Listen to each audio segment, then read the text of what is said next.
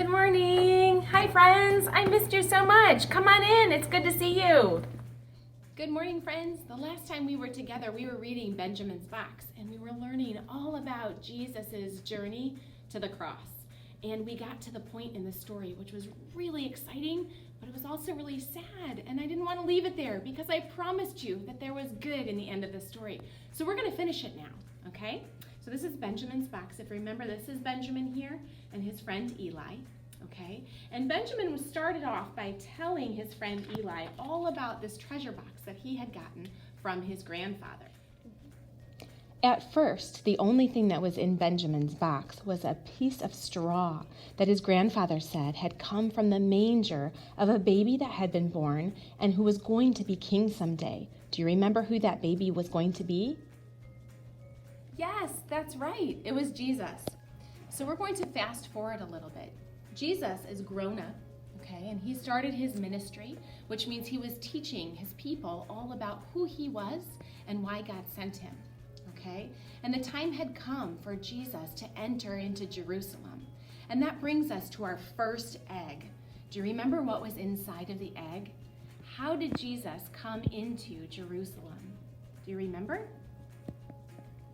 Let's find out. That's right. It was on the donkey. That brings us to egg number 2. Do you remember what's inside? In this part of the story, Benjamin meets one of Jesus' disciples, one of his friends whom he was teaching. And Benjamin had overheard that one of his disciples was going to betray Jesus. Do you remember what was inside? Let's take a look.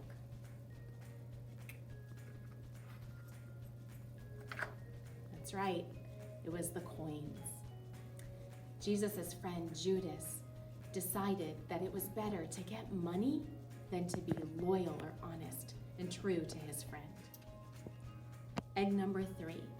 At this point in the story, Benjamin is helping one of his friends serve Jesus and his disciples a meal. And during the meal, Benjamin overhears Jesus saying that the bread is like his body and the wine that they're drinking is like his blood. And nobody really understood what that meant at that time. But after dinner, Benjamin cleaned up and he picked up, do you remember what it was? That's right, the cup.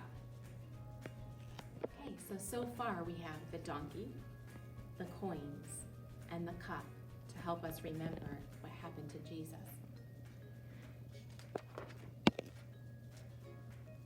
After dinner, do you remember what Jesus and his disciples went to go do? That's right. Egg number 4, the praying hands. After Jesus prayed, the soldiers arrived and took him away. And that brings us to egg number 5. Do you remember what happens next? That's right. It says, Jesus deserved that beating, snarled an old man. He claims to be God's son. He should be stoned. What's going on? Asked Benjamin. Did they hurt Jesus? Inside egg number 5, a leather strip from the whips that were used to beat Jesus. After they beat Jesus and stoned him and mocked him and made fun of him. Do you remember what was inside egg number 6? I'll give you a clue. Benjamin heard loud cries as another crowd gathered at the end of the street. "Hail, King of the Jews!" yelled a soldier as Benjamin pushed his way past the men and women. Do you see what's on Jesus' head? He said he was a king. So one of the ways that the people made fun of him was to build him a crown of thorns.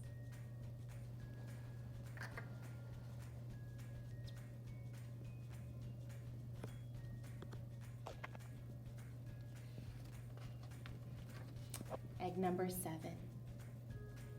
What did they do to Jesus next?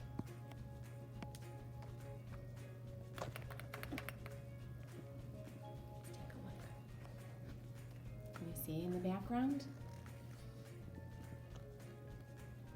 That's right. They put him on the cross.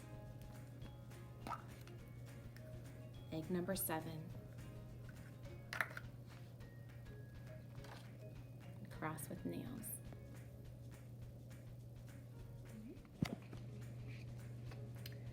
Eggs 8 and 9 were together. Do you remember what happened after they nailed Jesus to the cross? That's right. The soldiers were playing games so that they could win Jesus' clothes. Do you remember what was inside this egg to remind us of that part of the story?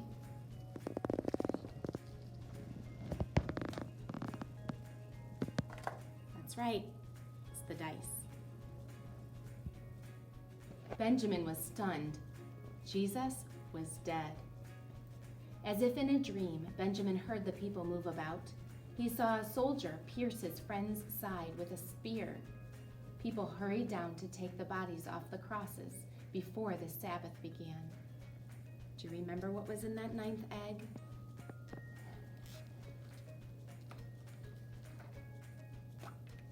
That's right. It's the spear.